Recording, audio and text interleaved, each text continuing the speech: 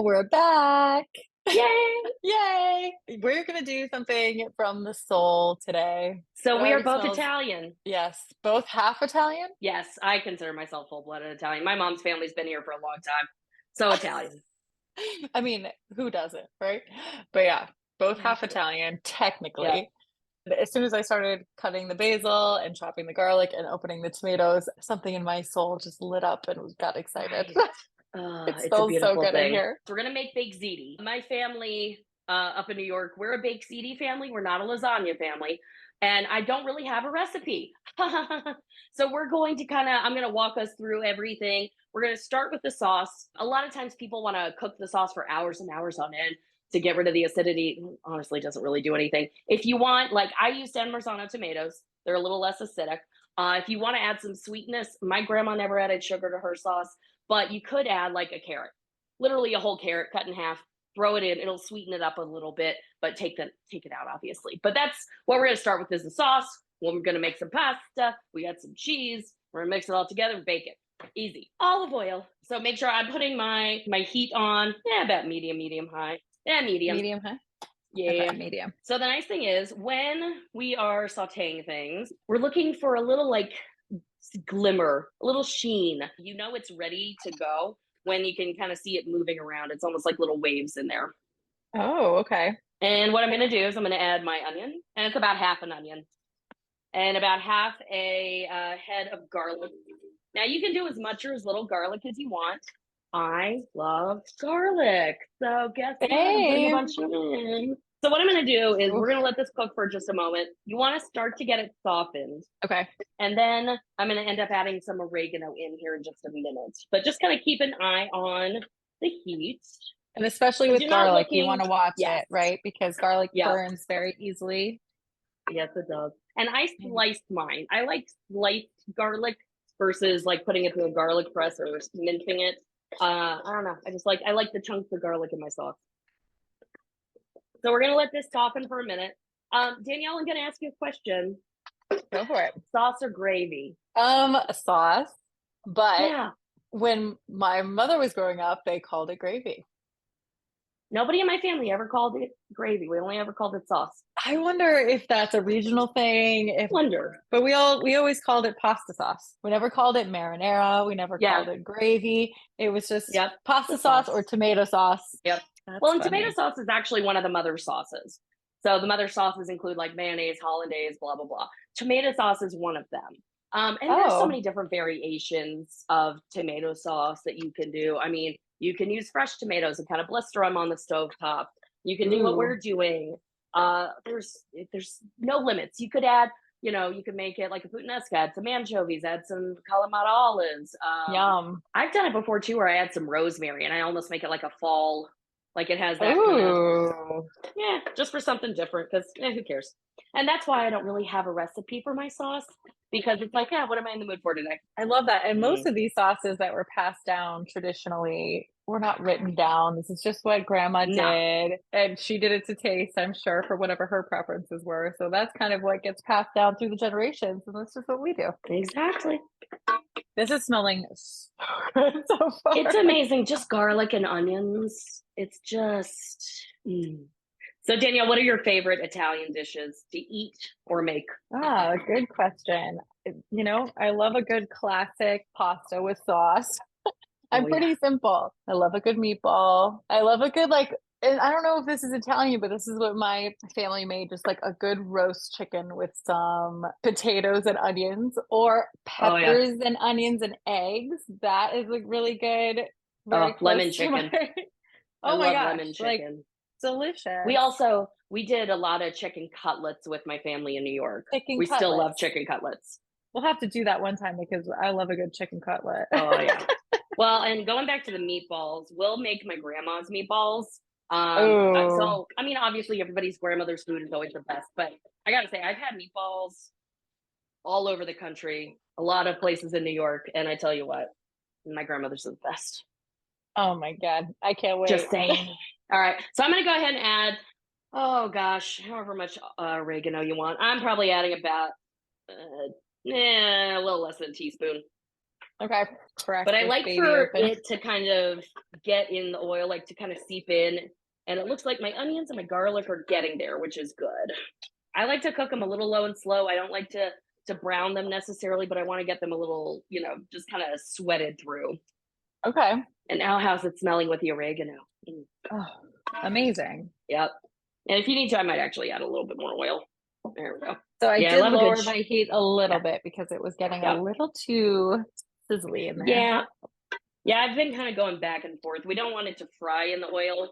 We don't want it to be overly brown, but oh, this sounds amazing. I know. And that's the nice thing too. It's so simple. And again, you don't have to cook it for 6 or 7 hours. I remember in culinary school, one of my chefs, I mean, we did like a really quick, like 30-minute sauce where we started with this really quickly, added in the tomatoes, handful of salt, used the immersion blender, and we were good. Oh my goodness. And it was delicious. Yep. It was amazing. This is Alrighty, looking I'm gonna good. go ahead. I think it's time to add our tomato paste. And I'm gonna add a couple tablespoons. And what I'm doing Okay. is I'm just combining the tomato paste with the garlic, with the onions, with the oil. And we're gonna let this cook for just a minute. You said a couple tablespoons worth, right? Yeah. Okay. Delicious. Oh And yeah. you want to cook tomato paste, right? This is something that you want to warm through before you add anything Yeah. else. Yeah. Just because it'll be a little easier to incorporate it. And again, it kind of flavors the oil too. As you can see, like my oil is red right now from the tomato paste. Let that go for just a minute. Alrighty. And then I've got a couple cans of San Marzano tomatoes. Now I have whole ones because these are what I had on hand. So we're going to use an immersion blender like after it's cooked. I'm going to go through, like once I pour everything in here, I'll kind of chop it up a little bit with my spatula, but it doesn't have to be perfect because we're going to take an immersion blender to it. Love it. Alrighty, let's go for it. And this is when I regret wearing a chef jacket that's white. So I'm going to very carefully. No regret. Because sometimes they will explode at you. So just be careful. Kind of chop through them a little slow. There we go. Alrighty, so now we just want to like stir to combine, make sure we're getting everything from the bottom, incorporating it all together. And then honestly, that's pretty much it. We're going to let it cook for about 30 minutes or so. But before we do that, I'm going to add some salt. So I'm going to add some at the beginning. I'm going to let it cook and then we'll taste it at the end. So now, if you have to watch your sodium, people, please don't do this, but I'm adding a couple tablespoons worth. Oh, okay. So you want to salt it pretty generously. Yep. Yeah, because what we don't want to do is have to salt anything later, to be honest. Okay. Because what we're going to do is we've got the sauce that'll be well seasoned. The next thing we're going to do is the pasta, which we're going to actually cook it off screen because, like, follow the instructions, people. But I will say that when it comes to pasta, cooking the pasta, for the baked ziti, because it's going to bake in the oven for a little while, I like to undercook it by about 3 or 4 minutes than what the package says. I've got rigatoni because where I live, you can't find all the different pasta shapes as easily. So I'm just using that. You can use whatever you want, people. Penne, etc. You want to salt the water. Danielle, would you like to share salting the water? Well, sure. From what I have learned, and maybe they told you something different in culinary school, but I learned that you want the water to be close to the salinity of the sea. So pretty salty. So you want to liberally get a lot of salt into the water so that while the pasta is cooking and absorbing that salty water, you're actually seasoning the pasta itself before it goes into your dish. Exactly. I'll show you how much salt I use. And I'm using a kosher salt in my water because I don't know, that's just what I've always used. Yep. Well, and that's what we use in professional kitchens. So I would say 3 liberal pinches, right? There you go. Yep. There you go. So we'll throw the pasta in when this comes up to a boil. Let the pasta sauce do its thing. And then we're going to put everything together. So we will see everybody in a few minutes. Danielle, does this smell good to you? Because it smells amazing to me. I've been just sitting here like, can I eat it yet? Can I eat it? I know. It smells amazing. Oh, goodness. All right. So everybody, we've got our sauce, which we're about to just give it a couple of quick little immersion blends just to kind of get because we used whole. Feel free. You can use, like crushed. That makes it a little bit easier, but this is what we had on hand. I've got my cooked pasta. I've got 2 cups of ricotta. I've got 8 ounces of mozzarella balls. And I've got some Parmesan cheese. I have a combo of pecorino and parm today. Nice. Keeping it interesting. Mixing it up a little bit. Yeah. It's a spicy cheese.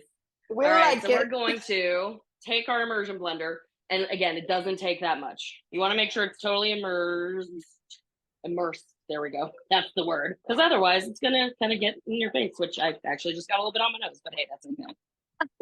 All right. Literally not even 30 seconds, probably. And then I'm going to add the fresh basil. Fantastic. And I've got a couple tablespoons. Again, you can use as little or as much as you want. But you always want to add the fresh herbs in at the end. Why is that? Because so dried herbs, like we added the oregano earlier, it gives the dried herbs more time to like release their flavors. Fresh herbs, okay. they release them pretty much immediately. So you put it at the end. Love it. Yes.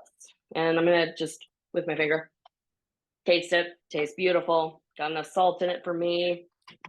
Oh, so good. I know. So good.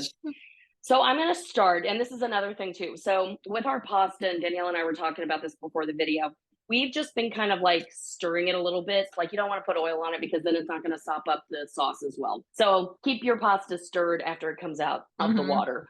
But I'm going to go ahead. I'm going to add in just 2 big ladlefuls of sauce. We'll add a little bit more, but I do this more by color than anything else.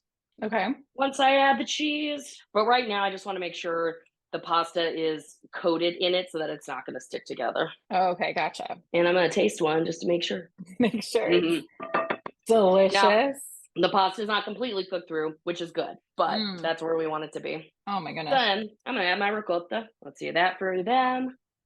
1 bite for me. There we go. 1 bite, the rest of it for the pasta. And I'm just going to stir it in. I love ricotta. Oh, it's so good. So do I. This is a cheese, if you're not familiar with ricotta, that you would typically find in your lasagna dishes. It's not hard. It's not salty. It's just a creamy, fresh milk cheese. Oh, it's so good. And I went ahead and added in 1 more ladle full of sauce.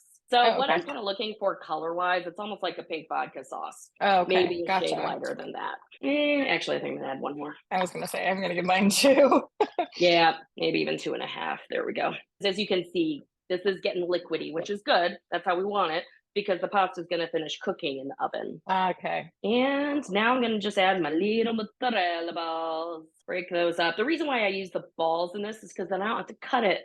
Hey, look at that. It saves us stuff. Hey, tricks. I'll take it. I'll take it. Yeah, we're just going to combine that. And then I'm going to add about a couple tablespoons of parmesan. Yeah, maybe more like a 1/4 cup. There we go.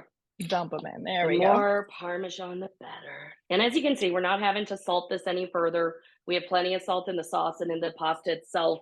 And also from the cheeses too, especially the parmesan. So once we've got that done and we're happy with the color of the ziti, I might actually just add a little bit more. There we go. So we just want to make sure everything is all nice and combined, and then we're gonna dump it in our 13x9 pan. We love the dumping. Yep. Oh yeah. Oh, and one thing I was going to mention too, just for everybody, pasta water.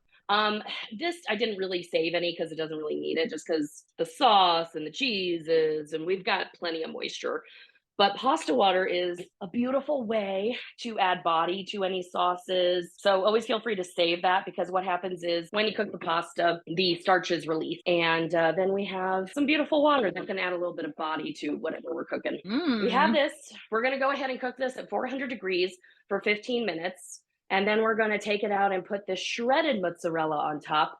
And we're going to cook it until it's melted, starts to get a little brown, about 8 to 10 minutes. So we'll come back when we're about to put the mozzarella on, and we'll see you in a few.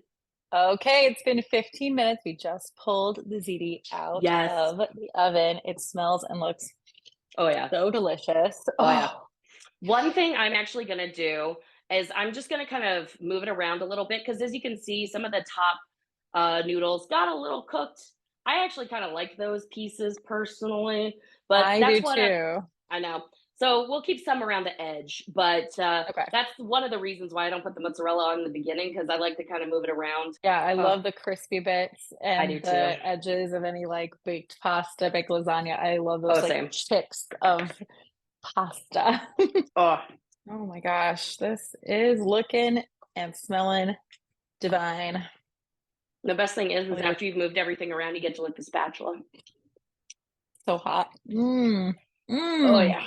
So basically, I'm gonna take my shredded mozzarella and sprinkle it all over. And this is just Oh, like one package worth. I can't okay. remember how many ounces it was, 8 or 16, but yeah. Go But for the as you can whole thing see, here. oh, 100%. Cheese makes everything better, baby. And also, we can put a little bit more of our parmesan if we would like on top, and I would like to. Okay. I would like to as well. Yeah. And again, you can put as little or as much as you would like. And then we're going to put it back in the oven for about 8 to 10 minutes, really, until it starts to get maybe a little brown around the edges, but we just want to make sure the cheese is melted. So Okay. let's go throw this back in the oven. Sounds good. See you in a bit. Oh my gosh. It looks so I'm good. Smells excited. so good. Look at that. Ooh, baby. Oh, yeah. Okay. Now, this came out of the oven just like a couple minutes ago. I'm going to go ahead and just take Piping like, hot. oh, there's the steam. Pasta's perfectly cooked. Mm-hmm. And it's so rich, but not like overly so. You know what I mean? Like Mm-hmm. it's the cheese, man. It's the cheese. I got one of those crispy bits. Mm-hmm. Those really are Mm. my favorite. Gets Oh, a it's little so good. chew, a little Yep. crunch, a little cheese. Oh yeah. Now for everybody watching too, I want you to notice how quick and easy it really was to make the pasta sauce. Right. So here we are, baked ziti, easy peasy. Easy peasy, baked ziti, baby. You know it. And we'll see everybody next time. Okay. Cheers. Cheers. Mm. Oh, so good. Mm-hmm.